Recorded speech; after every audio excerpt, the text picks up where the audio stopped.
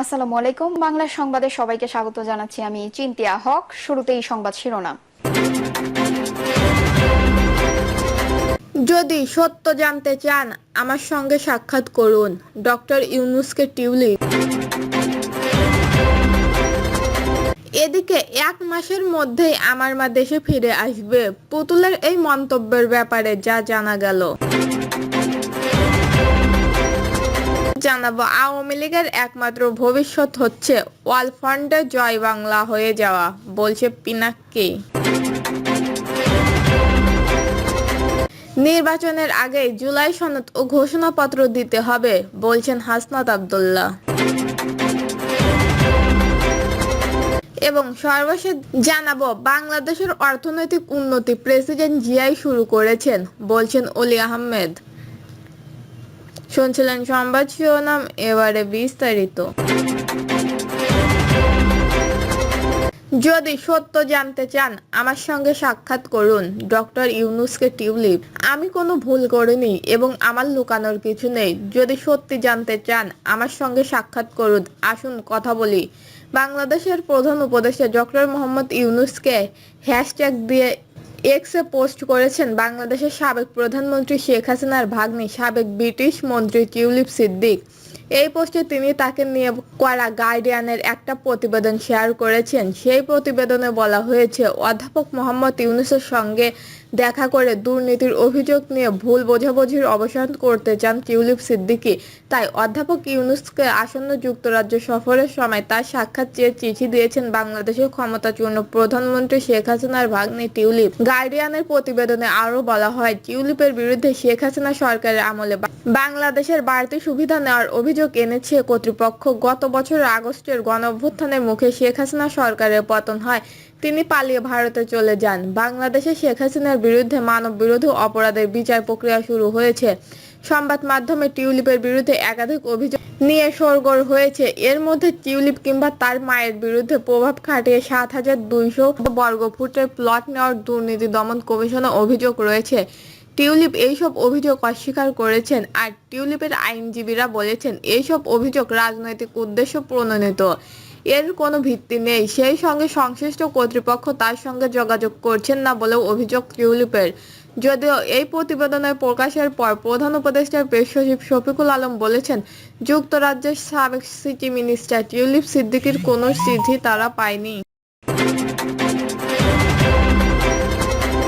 1 মাসের মধ্যেই আমার মা দেশে ফিরে আসবে, পুতুলের এই মন্তব্যের ব্যাপারে যা জানা গেল। সম্প্রতি সামাজিক যোগাযোগ মাধ্যমে একটি ভিডিও ছড়িয়ে পড়েছে, যেখানে দাবি করা হয়েছে সাবেক প্রধানমন্ত্রী শেখ হাসিনার মেয়ে সাইমা ওয়াজেদ পুতুল বলেছেন, 1 মাসের মধ্যে আমার মা বাংলাদেশে আপনাদের মাঝে ফিরে আসবে। তবে বিষয়টি যাচাই করে দেখা গেছে এই দাবি সত্য নয়। রিউমার স্ক্যানার টিমের অনুসন্ধানে জানা গেছে, সাইমা ওয়াজেদ পুতুল এই ধরনের কোনো মন্তব্য করেনি, বরং তার একটি মানবিক সহায়তা বিষয়ক বক্তব্য ভুলভাবে উপস্থাপন করে এই বিভ্রান্তিকর দাবি ছড়ানো হয়েছে। আসলে ভিডিওতে ছিল মিয়ানমারের ভূমিকম্প পরিবর্তন স্বাস্থ্য সংকট নিয়ে। 28শে এপ্রিল হু সাউথ এশিয়া রেজিন এর YouTube channel a month after the Myanmar শিরোনামে একটি ভিডিও প্রকাশ করা হয়, যেখানে সাইমা ওয়াজেদ পুতুল বলেন, ভূমিকম্পের 1 মাস পর হলেও মিয়ানমার এখনো প্রায় 24 লাখ মানুষ জরুরি স্বাস্থ্য সেবার অভাবে ভুগছে।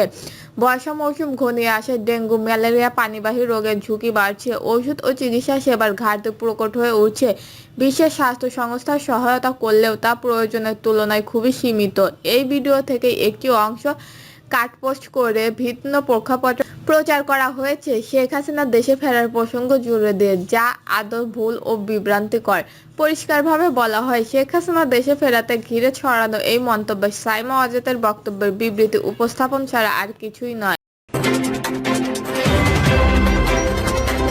আওয়ামী লীগের একমাত্র ভবিষ্যৎ হচ্ছে ওয়ালফ্রন্টে জয় বাংলা হয়ে যাওয়া, বলছে পিনাক্কি। লেখক ব্লগার পিনাক্কি ভট্টাচার্য সম্প্রতি ফেসবুকে দেওয়া এক স্ট্যাটাসে মন্তব্য করেছেন, সোহরাউদ্দিন বডি গার্ডের নাতনি প্রফেসর ডক্টর ইউনূসের সাক্ষাৎ চেয়েছে লন্ডনে। লিগাররা সারাদিন প্রফেসর ইউনূসকে গালাগালি করে আর তাদের ভবিষ্যৎ ওলপে চিপায় ফেলা যাওয়ার ব্রিটিশ রাজনীতিবিদ এখন ওনার পেছনে পেছনে ঘুরছে। আওয়ামী লীগের একমাত্র ভবিষ্যৎ হচ্ছে ওয়ালফ্রন্টে জয় বাংলা হয়ে যাও, এর বাইরে তাদের জন্য আপাতত কোনো সমাধান নেই। তিনি আরো জানান, টিউলিপ সভার সামনে ওয়ান তার খাড়ার হয়ে প্রফেসর ইউনূসের পা ধরে মাপ চাইলে এটা করলে বাংলাদেশের নতুন একটা দিবস পাওয়া যাবে। 2013 সালের 5 মে হাসিনার গুন্ডারা নিরীহ মাদ্রাসার ছাত্রদের পিটিয়ে উল্লাস করে বলেছিল ওই দিন কানধরা দিবস। তবে ভয় নেই, আমরা ওদের সাথে মিলিয়ে জাতীয় পা দিবস করব না। তবে টিউলিপ যদি এমন কাজ করে তাহলে দিবসটিকে আন্তর্জাতিক মাইনকাচিপা দিবস ঘোষণা করা যেতে পারে। অন্তত তাদের মতো জালিম হইলাম না আমরা, আমাদের স্ট্যান্ডার্ড ঠিকঠাক থাকলো। নির্বাচনের আগে জুলাই সনদ ও ঘোষণাপত্র দিতে হবে বলছেন হাসনাত আব্দুল্লাহ। নির্বাচনের আগে জুলাই সনদ ও ঘোষণাপত্র বাস্তবায়নের দাবি জানিয়েছেন জাতীয় নাগরিক পার্টির দক্ষিণাঞ্চলের মুখ্য সংগঠন হাসনাত আব্দুল্লাহ। তিনি বলেন, অন্তর্বর্তীকালীন সরকারের প্রধান উপদেষ্টা ডক্টর মোহাম্মদ ইউনূসের ঘোষিত এপ্রিলের প্রথমার্ধে সাধারণ নির্বাচন দিনক্ষণকে আমরা ইতিবাচক হিসাবে দেখছি। তবে এর পূর্বে জুলাই সনদ কার্যক্রম ও ঘোষণাপত্র দেওয়ার কথা, সেটা অবশ্যই দিতে হবে। এছাড়াও নির্বাচন হওয়ার পূর্বে অবশ্যই লেভেল প্লেইং ফিল্ড নিশ্চিত করতে হবে। এনসিপির নেতা বলেন, আমরা সুন্দর ও ভালো একটি বাংলাদেশ দেখার অপেক্ষায় আছি। এটা করতে আমাদের ঐক্যবদ্ধভাবে কাজ করতে হবে। যারা পলিটিক্স করেন তাদের সকলের দায়িত্ব রয়েছে, ফ্যাসিস্টবাদ বিরোধী প্রতিটি রাজনৈতিক দলের দায়িত্ব রয়েছে। দলীয় কার্যক্রম সম্পর্কে হাসনাত আব্দুল্লাহ বলেন, এনসিপি বর্তমান সাংগঠনিক বিস্তারের মনোযোগ দিয়েছে। আমরা সারা দেশে বিভিন্ন উপজেলা ও ইউনিয়ন পর্যায়ে যাচ্ছি। আমাদের মূল লক্ষ্যই হচ্ছে সাংগঠনিক বিস্তার সৃষ্টি করা। আমাদের সংগঠনের রেজিস্ট্রেশনের কিছু বিষয় রয়েছে, আমরা এই মাসের মধ্যে এইসব সম্পূর্ণ করতে চাই। এনসিপি বাংলাদেশের গণমানুষের আশা আকাঙ্ক্ষা প্রতিফলন ঘটাবে।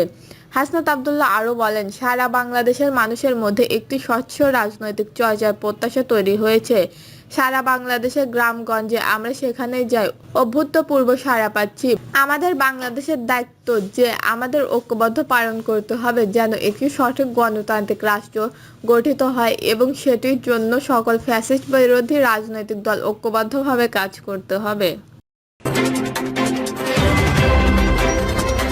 বাংলাদেশের অর্থনৈতিক উন্নতি প্রেসিডেন্ট জিয়াই শুরু করেছেন বলছেন অলি আহমেদ।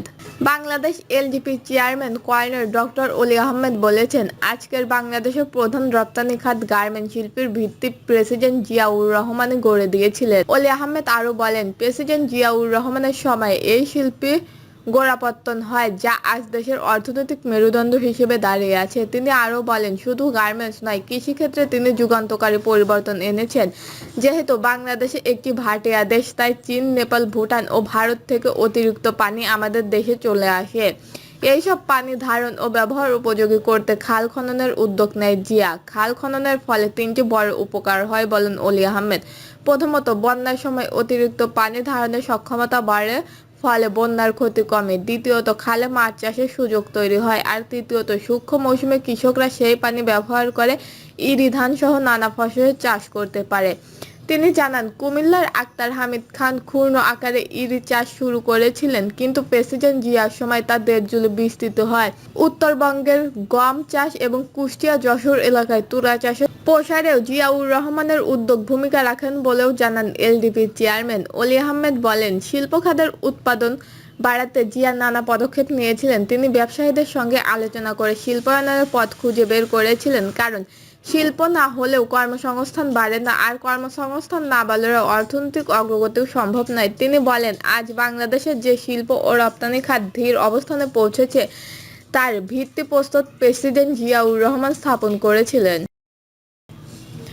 দর্শক, এই ছিল এখনকার সর্বশেষ নিউজটি ভালো লাগলে একটি লাইক দিন, কমেন্টে আপনার মতামত জানান এবং আমাদের পাশে থাকার জন্য বেল বাটনটি অন করে রাখুন। ধন্যবাদ।